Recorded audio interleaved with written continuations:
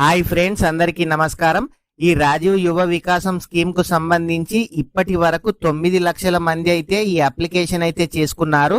ఈ అప్లికేషన్ చివరి తేదీ ఏప్రిల్ 14వ తేదీ. అప్పటి వరకు 20 లక్షల మంది అప్లై చేసుకునే అవకాశం అయితే ఉంది. ఈ అప్లై చేసుకున్న వాళ్లకు లోన్ ఏ విధంగా వస్తుంది, సిబిల్ స్కోర్ ఎంత ఉండాలి, బ్యాంకు వాళ్ళు ఓకే అంటేనే లోన్ వస్తుందా, నిరుద్యోగ యువతకు 2 లక్షల నుంచి 4 లక్షల వరకు ఎవరికి లోన్ వస్తుంది, ఇలాంటి విషయాల గురించి ఈ వీడియోలో తెలుసుకుందాము. వీడియో ఇంకా ఎవరైనా సరే లైక్ చేయకుంటే వీడియోనైతే లైక్ చేయండి. మీరు లైక్ చేయడం ద్వారా ఇలాంటి తెలియని సమాచారాన్ని ప్రతి ఒక్కరు కూడా తెలుసుకునే అవకాశం అయితే ఉంటుంది. అదేవిధంగా మీరు ఎక్కడి నుంచి చూస్తున్నారో కామెంట్ అయితే చేయండి. మొదటిసారిగా మన ఛానల్ చూస్తున్నట్లయితే మన ఛానల్ని సబ్స్క్రైబ్ చేయండి. మీ ఫ్రెండ్స్ అండ్ ఫ్యామిలీ మెంబర్కి వీడియో షేర్ చేయండి. ఈ రాజీవ్ యువ వికాసం స్కీమ్ కు సంబంధించి ఇప్పటి వరకు 9 లక్షల మంది అప్లికేషన్ అయితే చేసుకున్నారు. ఈ రాజీవ్ యువ వికాసం స్కీము ఫస్ట్ ఏప్రిల్ 5వ తేదీ వరకు చివరి తేదీ ఉండే, దాన్ని 14వ తేదీ వరకు పెంచడం వల్ల అప్లికేషన్స్ అనేది ఎక్కువ రావడం అయితే జరుగుతుంది. చాలా మంది కామెంట్ లో ఏమని అడుగుతున్నారంటే సిబిల్ స్కోర్ ఎంత ఉండాలి, సిబిల్ స్కోర్ ఎంత ఉంటే లోన్ ఇస్తారని చాలా మంది అయితే అడగడం అయితే జరిగింది. ఇది కార్పొరేషన్ లోను. కంపల్సరీగా ఈ లోన్ ఎవరికి వస్తుంది అని అంటే మీరు 2020 నుంచి 2025 మధ్యలో మీరు బీసీ, ఎస్సీ, ఎస్టీ, ఓబీసీ మీరు ఏ కార్పొరేషన్ అయినా సరే పొంది ఉన్న వాళ్ళకైతే ఈ లోన్ అయితే రాదు. అదే విధంగా మీరు ప్రభుత్వం నుంచి ఇంతవరకు ఏదైనా ముద్ర లోన్ కానీ లేదంటే పిఎంఈజీపీ లోన్ పొందిన వాళ్ళకి కూడా ఈ రాజీవ్ యువ వికాసం అయితే రాదు. అయితే ఈ రాజీవ్ యువ వికాసం చాలా మంది అప్లై అయితే చేసుకుంటున్నారు. కానీ వీళ్ళు సెలక్షన్ ప్రాసెస్ ఏ విధంగా ఉంటుంది అని అంటే, ఎగ్జాంపుల్ కి ఒక విలేజ్ లో ఒకరికి కిరాణం షాప్ పెట్టుకున్నారు.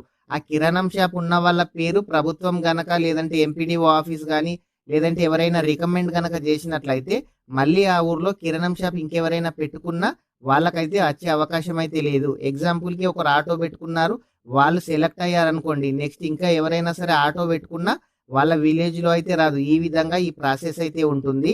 ప్రతి విలేజ్ లో ఒక దానికోసం ఒకరు మాత్రమే అప్లై చేసుకోవాలి. అంటే ఎంతమంది అప్లై చేసుకున్నా పర్వాలేదు, కానీ ఫస్ట్ ఎవరైతే సెలెక్ట్ అవుతారో వాళ్ళకు మాత్రమే లోన్ వస్తుంది. సేమ్ అదే కేటగిరీ ఇంకొకరు పెట్టినా వాళ్ళకైతే వచ్చే అవకాశం అయితే లేదు. అదే విధంగా బ్యాంకు వాళ్ళు ఓకే అంటేనే లోన్ అని కూడా చాలా మంది అడుగుతున్నారు. ఫస్ట్ మాత్రం బ్యాంకు వాళ్ళతో సంబంధం అయితే లేదు. ముందైతే వెరిఫికేషన్ చేస్తారు. వెరిఫికేషన్ చేసిన తర్వాత మీకు కలెక్టర్ ఆఫీస్కి అయితే లిస్ట్ పంపించడం అయితే జరుగుతుంది. కలెక్టర్ కూడా లిస్టును ఫైనల్ చేయడం అయితే జరుగుతుంది. కలెక్టర్లు లిస్ట్ ఫైనల్ చేసిన తర్వాత జూన్ 2కు ప్రభుత్వం అయితే లిస్ట్ అయితే రిలీజ్ చేస్తుంది. ఆ రిలీజ్ చేసిన తర్వాత మీరు బ్యాంకుకి అయితే వెళ్లాల్సి అయితే ఉంటుంది.